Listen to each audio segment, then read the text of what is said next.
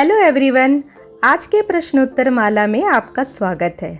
आज हम लोग प्रारब्ध से संबंधित प्रश्न और उत्तर लेंगे। पहला प्रश्न है, मनुष्य की जन्म कुंडली में जो लिखा होता है वही होता है, तो फिर मनुष्य कर्म करने में स्वतंत्र कैसे हुआ? उत्तर है, एक करने का विभाग है और एक होने का। जन्म कुंडली में होने की बात लिखी रहती है, करने की नहीं।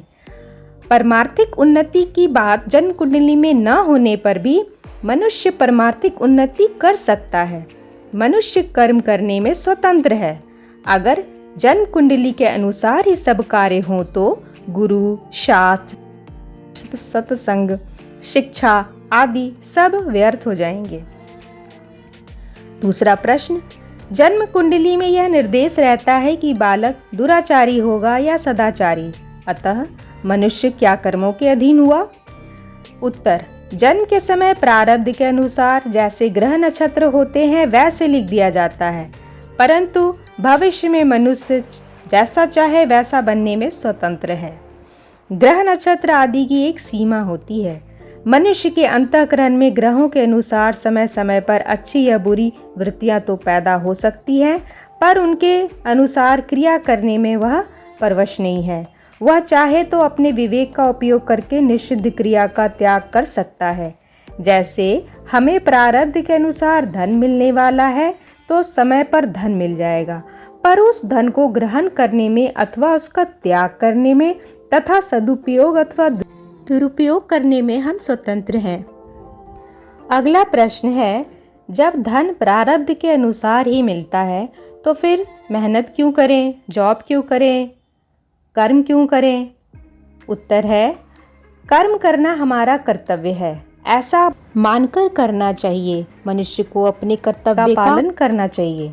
भगवान की आज्ञा भी है, कर्मण्येवाधिकारस्ते मा फलेषु कदाचन, अर्थात कर्तव्य कर्म करने में ही तेरा अधिकार है, फलों में कभी नहीं। अगर मनुष्य कर्तव्य कर्म नहीं करेगा तो उसको दंड मिलेगा।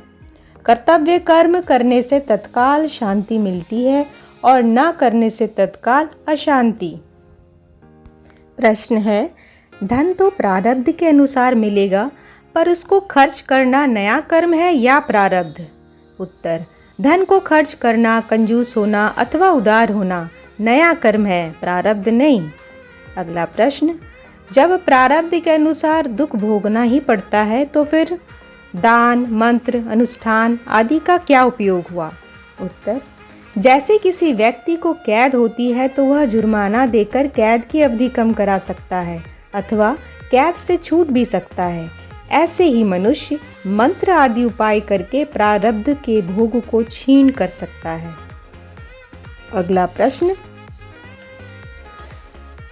एक साथ सैकड़ों मनुष्य मर जाते हैं तो सबका प्रारब्ध एक साथ कैसे?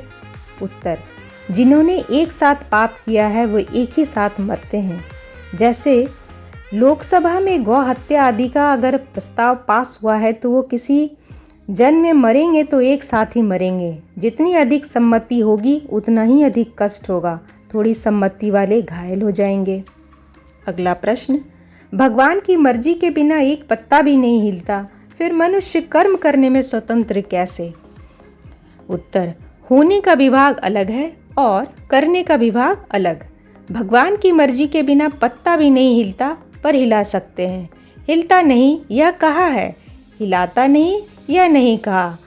हम मेहनत करते हैं, व्यापार खेती आदि करते हैं और नफ़ा नुकसान भी होता है। तात्पर्य यह है कि करना हमारे हाथ में है और होना भगवान के अथवा प्रारब्ध के हाथ में है। तो ये थे प्रारब्ध से रिलेटेड क्वेश्चन। प्रारब्ध जिसका अर्थ होता है पूर्व जन्म या पूर्व काल में किए हुए अच्छे और बुरे वे कर्म जिनका वर्तमान में फल भोगा जा रहा हो। आज की वीडियो में बस इतना ही। नमस्कार।